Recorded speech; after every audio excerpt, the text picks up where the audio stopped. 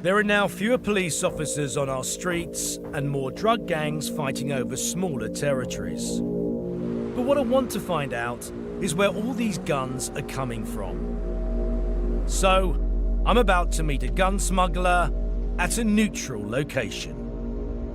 Illegal arms dealers rarely give interviews, but after months of toing and froing, and through a contact in the criminal underworld, one has agreed to talk to us about his illicit business.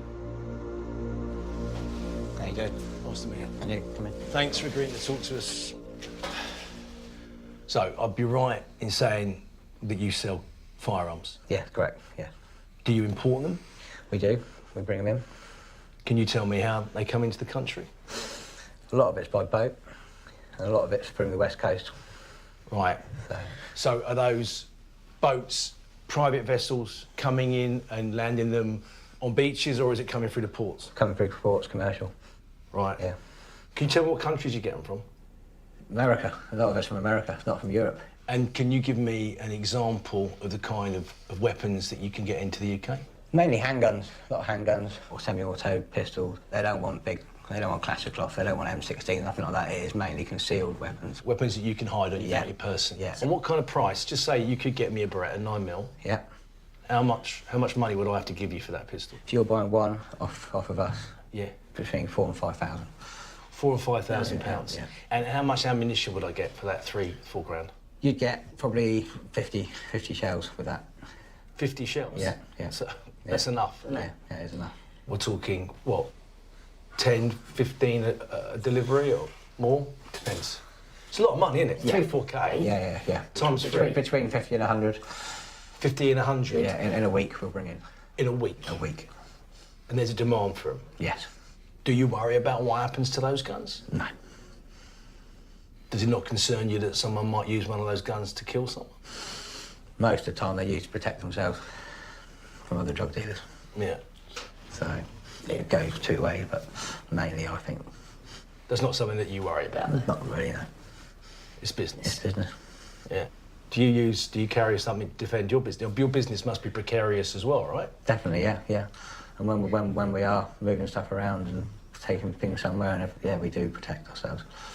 Which involves carrying firearms? It does, yeah. And do you think, in the time that you've been doing this, that more and more people are having to protect their illicit businesses using firearms? Seems like the drug world's got smaller. There's more people doing it in smaller areas, and they all want to be able to protect themselves. You're also aware that every barrel and every shell has an ID, doesn't it? Yeah. It has its own fingerprint. Got the rifle in. Yeah. Yeah. So the police can marry up every single rifle in. That's right. With every bullet. Do you think the people that buy your weapons know that? A lot of our stuff that comes in hasn't been used for that. It hasn't been. It's not. Hasn't been used, so it hasn't got a history. No, it hasn't got that history. So they're buying clean weapons until they use it, and then they throw it away. Right. Another one. Right. So that's good for business. It definitely is. If you were to be caught, you could go to prison for a very, very long time. Yeah.